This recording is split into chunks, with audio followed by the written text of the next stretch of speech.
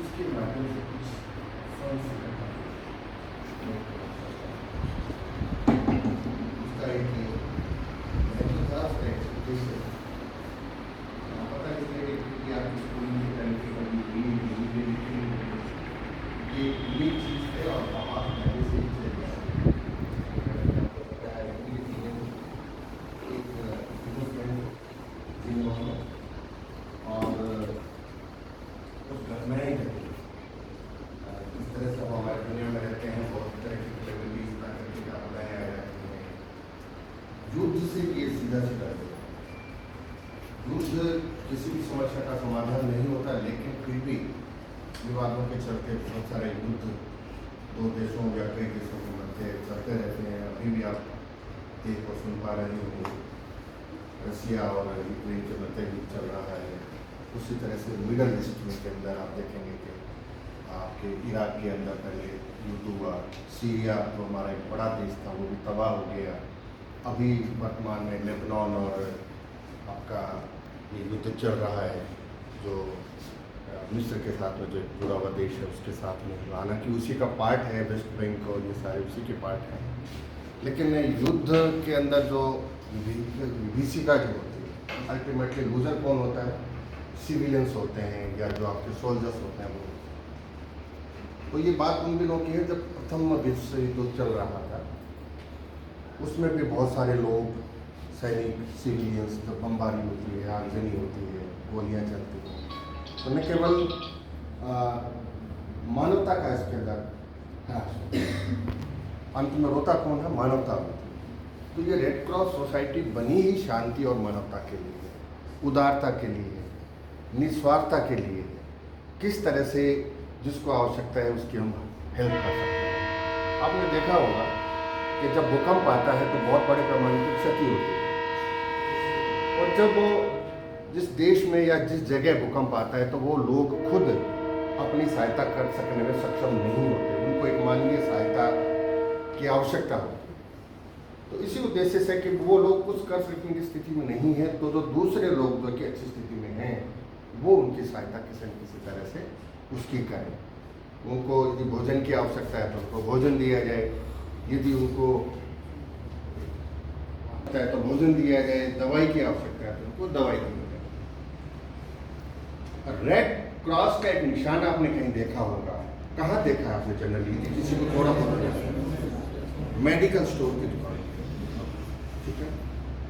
लेकिन medical store या medical से ये सीधा सीधा जुड़ा हुआ नहीं है। हमारा इंप्रेशन ये रहता है कि जहाँ रेड क्रॉस है वहाँ दवाइयाँ मिलती, दवाइयों की दुकान के आगे रेड क्रॉस का निशान लगाया जाता है। डॉक्टर का निशान नहीं है ये, डॉक्टर भी रेड क्रॉस लगाते हैं, ध्यान है आपको? डॉक्टर का निशान नहीं है ये। डॉक्टर का निशान कैसा है, किसी को मालूम है? कैसा? दो सर्प होते हैं और एक तीर होता है, वो डॉक्टर का निशान होता है। रेड क्रॉस है वो जो क्रॉस है that is not directly related to the doctors और मेडिकल प्रोफेशन।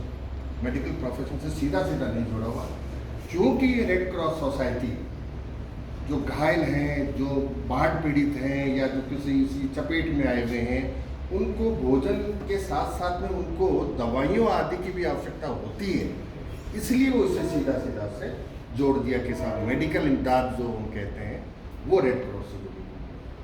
मैं कि ये सीरिया, जॉर्डन, इराक, ईरान सब युद्ध में, इवन लेबनान में मैं गया हूँ, वहाँ भी उन्होंने गृह युद्ध को झेला।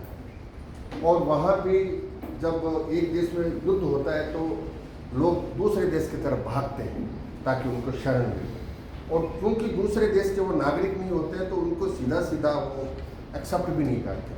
तो रेड क्रॉस सोसाइटी के माध्यम से उनके पास में कुछ फंड्स वगैरह कुछ इस तरह की चीज़ें होती हैं, वो उनकी रहन सहन के लिए वहाँ पे तंबू वगैरह की व्यवस्था करके उनको एक जगह इकट्ठा करके रिफ्यूजी कैंप लगाते हैं, और वहाँ पे आपको रेड क्रॉस का निशान मिलता है। वो एक सोसाइटी करती है।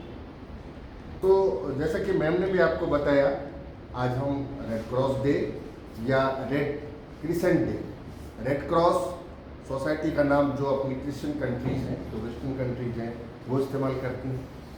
और जो क्रिसेंट डे है ये भी इसी से रिलेटेड है, दोनों के निशानों में भी अंतर है। यहाँ रेड क्रॉस है, वहाँ आधा लाल चंद्रमा का जो झंडा जो उनका है उन पर निशान होता है। मोस्टली जो आपके अरेबियन कंट्रीज है, जो मुस्लिम कंट्रीज है, वो इसका इस्तेमाल करते हैं, लेकिन दोनों का उद्देश्य और काम और भावना एक जैसी है।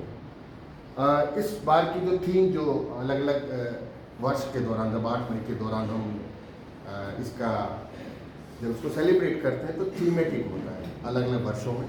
सबसे पहले ऑफिशियली 1946 8 मई, जो कि जन्मदिन है आपका इनका डोनेंट का, हेनरी डोनेंट का, 8 मई 1946 दूसरा विश्व युद्ध जब समाप्त हो चुका था। उसके बाद में उन जो युद्ध के अंदर जो लोग घायल हो गए या जिनको आवश्यकता थी रहने की, तो उसके लिए एक सोसाइटी गठित की गई ऑफिशियली 1946 में। और इस वर्ष का जो थीम है, I give with Joy and the Joy I give is a reward. मैं खुशी देता हूँ और खुशी देना ही मेरा एक रिवार्ड है, मेरा पुरस्कार है। तो इस साल की थीम यही है। मेन उद्देश्य शांति से है, जिसको ज़रूरत है हम उसकी सहायता करें। मानवीय मूल्य, ह्यूमैनिटी तो है ही है। आजकल आप देखते हैं कि इस तरह का जो मानवीय मूल्यों का ह्रास हो रहा है, वो सड़क पे कोई पड़ा हुआ है हम इग्नोर करके चले जाते हैं, जबकि उसकी सहायता की जरूरत होती है। एक्सीडेंट में आपके सड़क के चलते आप देखते हैं क्यों पंगा लिया जाए, चला जाए, क्या पता आपकी उस वक्त की जो इंस्टेंट जो आपकी जो सहायता है उससे उसकी जान बच जाए। तो उदारता या मानवीय मूल्यों को अपन को बनाए रखना है और सबसे सहानुभूति रखनी है। हमें ये नहीं देखना कि ये फलां धर्म का, फलां जाति का या फलां देश का व्यक्ति। हमारा उद्देश्य है ये सबसे पहले क्या है, मानव है ना। तो मानव के नाते हमें दूसरे मानव की सहायता करना है, यही रेड क्रॉस का एक मूल भावना है।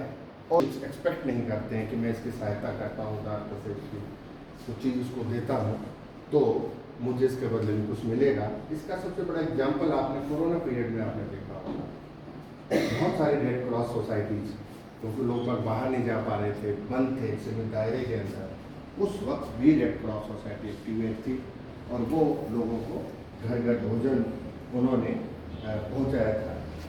अधिक समय नहीं लेते हुए आपसे सिर्फ इतनी अपेक्षा है कि हम हमारे जो मानवीय मूल्य हैं उनको बनाए रखें, निस्वार्थ भाव से हम काम करें, एक दूसरे के प्रति विनम्रता और उदारता बरतें और दूसरों एक दूसरे की सहायता करें, बिना इस बात को कंसिडर किए कि सामने वाला कौन है। एज सच यदि कोई सामने वाला कोई नीडी है जिसको आवश्यकता है, हमारा मानव होने के नाते, हमारा जो मानव स्वभाव है उस होने के नाते हमें उसकी सहायता हर हाल में करनी है।